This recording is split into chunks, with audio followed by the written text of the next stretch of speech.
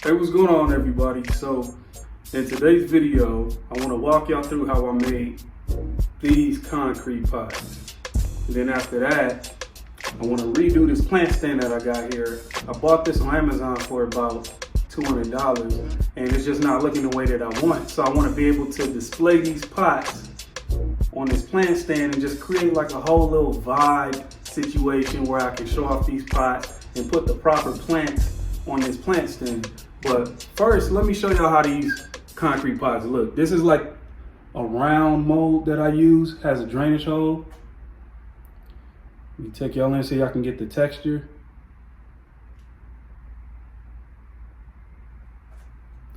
And this is a square one that I made. Also has a drainage hole.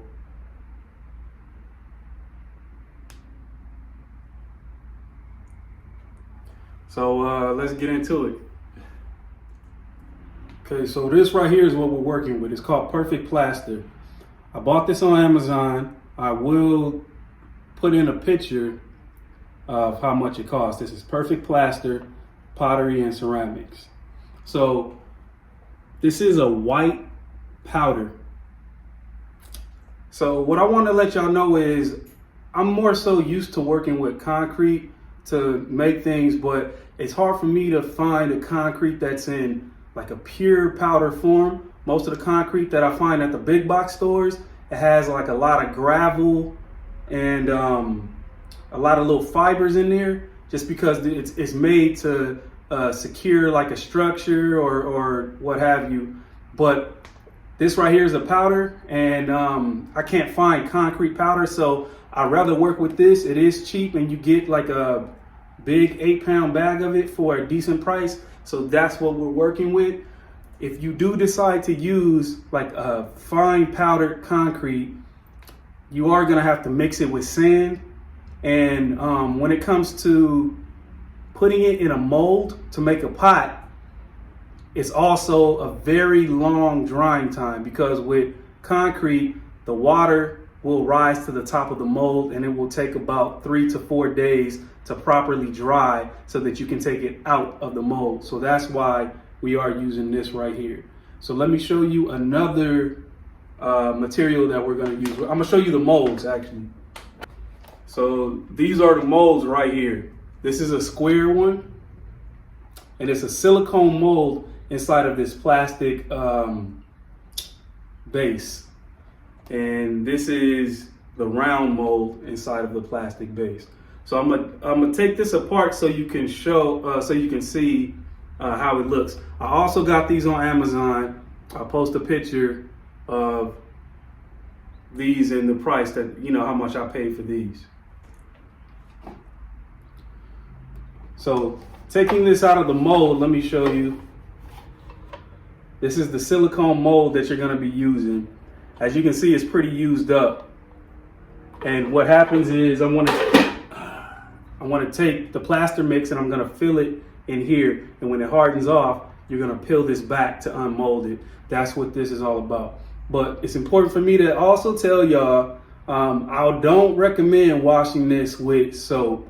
It is a silicone product, and then I just feel like over time, if you wash this with soap, it's gonna break down the gloss on this silicone, and it's gonna eventually become a little bit hard to unmold from, you know, whatever you're casting. So I'll say that. But let's get into making some of the mix so that we can start these pots. Okay, listen, I'm gonna tell you right now, when it comes to making the plaster mix, I do not use measurements. I know the consistency that I'm looking for. I think the bag says to use 1 part plaster and half of that, half part water. And I don't do that because I know the consistency that I'm looking for. But this is what I use to mix. I use like a little cheap bucket, and I have these bamboo sticks that I broke in half, and this is what I use to mix. And the consistency that I'm looking for is the same consistency of gravy, or I mean like a sort of like a thin pancake mix, but I would say more consistent with gravy. And I use these 2 sticks to stir it up, And then when the mix, depending on how it coats these two sticks, that's how I know that it's ready to pour into the mold. Okay, listen, y'all, it was a lot of lost footage when I was making the mix. I thought I was recording and I was just, doing my thing, and the camera was not recording. So let me run through this again. When you start off your plaster mix, you fill up a bucket with water, just enough to cover the bottom. And then you take scoops of that plaster and put it on top of that water. That way it will mix easy and that powder will dissolve in the water. If you want to add like different colors and an ombre effect, take a separate plastic cup, put a little bit of plaster in there, and then put whatever color, whether it's acrylic paint or some type of cement pigment color, you put that in here, and make sure this is a little bit more watery than your base mix. So like I said before, we're looking for a consistency of like a loose pancake batter or like a gravy. Okay, y'all, so this plaster mix is white. So the main mix that you make to pour the plaster, it's originally white. What I'm doing here is I'm trying to add some color. So I'm gonna take a separate plastic cup, put a little bit of plaster in there, then I'm gonna add some black pigment powder. This is black iron oxide. You can add a little bit of that to make a gray, or you can add a little bit more to make it a black or charcoal color. So that's what I'm doing here. And I'm gonna swirl a little bit of that into the white plaster mixture to make some gray and a little bit of charcoal colored swirls in there also.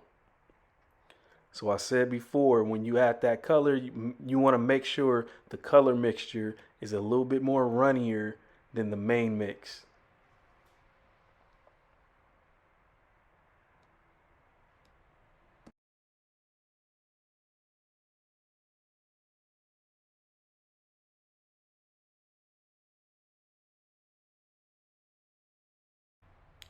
So now here I have my black color that I can swirl into this white plaster mix. And if I didn't say so already, make sure you wear gloves and make sure you wear a mask over your nose and your mouth, because this is powder, so you will get some kickback when you pour that into the bucket.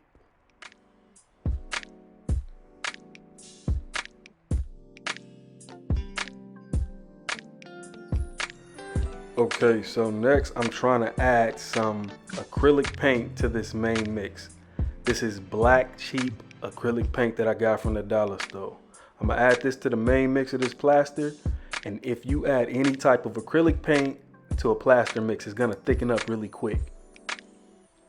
So I'm taking these 2 bamboo sticks, scraping around the sides and just mixing, and the plaster mix is starting to thicken up really quick. So I have to add a little bit more water. So this is a good time to get ready to pour this into the mold, because the acrylic is gonna make this mix thicken up. So the main mix is not as dark gray as I want it to be. So what I'm gonna do is take some more of that pigment powder, sprinkle a little bit in there. A little bit goes a long way. Then I'm gonna mix that and I should get a nice gray color. And then we're gonna add like the charcoal gray swirls from that other cup. So as this mixture is starting to thicken, I need to hurry up and set up so that I can pour this mixture. There I am adding some of the charcoal color in there so I can kind of swirl it around, and then you pour it into the mold, and there it is.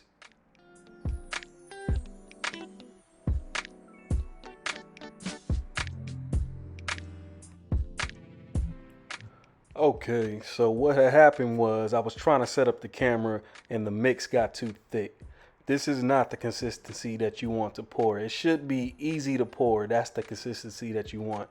But being that this mix has got too thick, I have to add a little bit more water, and you'll see what I have to do next if it just so happens to be a little bit too thick. Okay, so I'm gonna add a little bit more of the charcoal color. You know, it's a little bit more runnier so it can run down the sides. Then I'm gonna add some more mix on top of that. I am a little bit embarrassed that this is not the consistency that you're supposed to use. But if you're in a situation to where the plaster mix is too thick, there's ways to solve, this issue.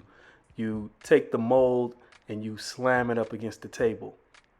Just keep tapping the sides and slam it up against the table. That way it'll get down into the sides of that mold.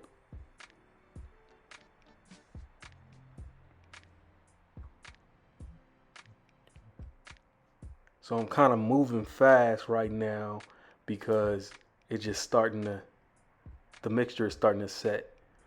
But I'm trying to get some of that dark charcoal gray color into both pots, and I'm gonna shake and slam the pot up against the table to get all the air bubbles out and to make this thick mixture run down the sides.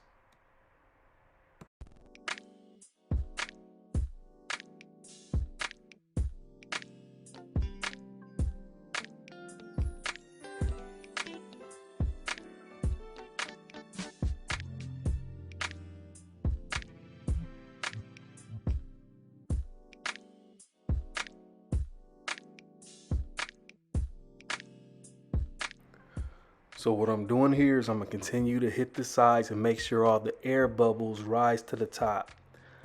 I'll continue to do that. And my whole goal is to let this mixture stay in this mold for 2 days. I'm gonna let it dry into this mold for 2 days. If you're in a very humid place, you might have to let it stay in there longer. So here's like a glue stick that comes with the mold, and I'll sit that right in the center of the mold to create some drainage holes. So as you can see here, there's still some air bubbles rising to the top, so I'll continue to tap the sides. And I repeat again, I'm gonna let it stay in here for 2 days. Once I take it out of the mold after 2 days, I'll let it cure in the air for an additional 2 days before I do anything to it. But that mix was kind of thick, so I know that it's definitely gonna take a couple of days for it to dry and for me to take it out of the mold. But after you do take it out of the mold, what you wanna do is get you some of this. This is polyacrylic protective finish, and that's the most important thing right there. It says clear satin. So I feel like you should use some type of a matte clear finish or satin clear finish.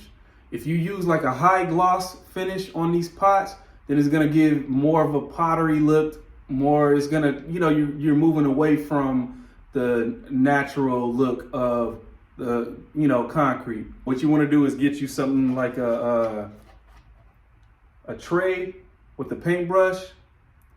This is already mixed. You just pour a little bit in a tray, and you're gonna take the paintbrush and just slather the pot on the inside and the outside, and that's how you get a gloss coating. And I highly recommend that you do put a gloss coating on these pots. I'll show you, hold on. So like I said, I highly recommend that you put some type of a clear coating and a protective finish on these pots. You can kind of see the shine. So what I did was take that polyacrylic and I slathered it around the inside, the outside, the bottom. And these things, it's plaster. So if these pots are not as hardy as you would think, if you handle it too rough, pieces will chip off. So I think while this pot was wet, I pinched it too hard and this chipped off. And if you knock it up against things, it's kind of like a terracotta pot. It's gonna chip. So you have to handle it with care. And I recommend using a clear coat to protect it from if you're gonna plant something directly into it, or if it's gonna get water on it or what have you. You don't want any type of plaster to come off on your fingers. So that's why you want to go ahead and put some type of clear coat and gloss to protect it.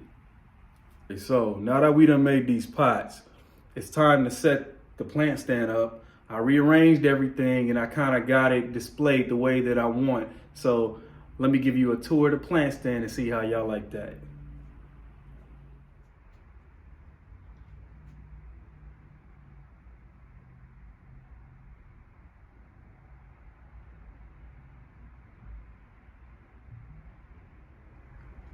Okay, here we are. I'm pretty sure y'all seen the before.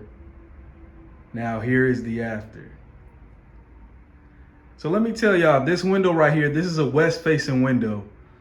My neighbor's house is blocking some of the western light, but overall in the afternoon and late afternoon, this window gets a lot of bright light and a little bit of direct sun. But as you can see, I have some of the sheer to block some of that direct sun. So I assume that everything will do well here as usual. But I'm liking the vibe of this. Let me take y'all in. Let me take y'all in. So for the first cement pot, I took my micins out of the bathroom and I put that here, trailing down real nice. For this cement pot, I put this lemon lime philodendron here. I just bought this in my last video at Rolling Greens and I gave it a moss pole. So that looks pretty good there. My next cement pot, I sat this nice Syngonian batik inside here to see how it's gonna work. Oh, and I made like a little platform for this cement pot. I used one of those to-go mugs that I got from a Chinese restaurant, and I poured some of the plaster in there and I made that little platform for it. This is an asparagus fern. I didn't make that pot, but I just felt like this texture with the green is gonna go with all of this cement. So moving down, it's a Syndapsis exotica. And then in the center here, I wanted something big and green. So I got my stomatophyllum from outside and I stuck it here. And I think that works for what I wanted, So moving to the square cement pot, I have my Hoya SP Vietnam just sitting in there to see how that works out. And this one right here, this looks pretty good. This is a neon pothos in the square cement pot. So moving up, I have a silver sword with the moss pole and this one. And over here, I'm just checking to see how this is gonna do here, but this is a philodendron silver stripe. I set that inside of this cement pot. And if you move down here, this is my big Hoya Crimson Princess just cascading down the bottom.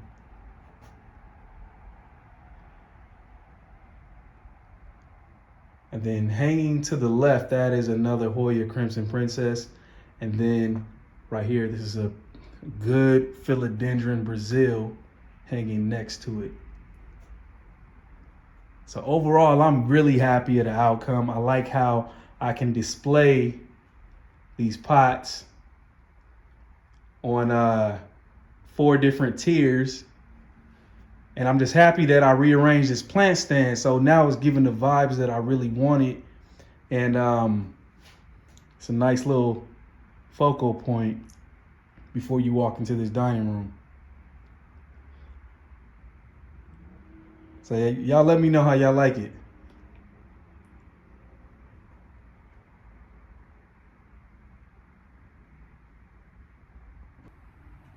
Okay, so that's all I got for y'all. Hopefully you learned something from this DIY. It's fairly easy. Pretty much you're making a mix, pouring it into the mold, and then you're gonna take it out of the mold. I wasn't able to show you me taking it out of the mold because I don't wanna wait 2 or 3 days for it to dry, and then I gotta refilm again to show y'all how to do that. So it's fairly easy. You don't have any trouble pulling it out of the silicone mold. So hopefully you learned something, and I feel like it's a good thing. You spend a little bit of money on materials from Amazon and you're able to make a large amount of pots versus going out to spend like $15 to $30 something on one 6 or 7 inch pot. And you get something that looks real handmade like this. So hope you liked it. Hopefully you learned something. So coming up in my next video, I want to get back into these anthuriums, show you an update on my anthuriums and my imports. And yeah, see y'all on the next one. Hopefully you like what I did with the plant stand because I'm loving the vibes. All right, see y'all on the next one.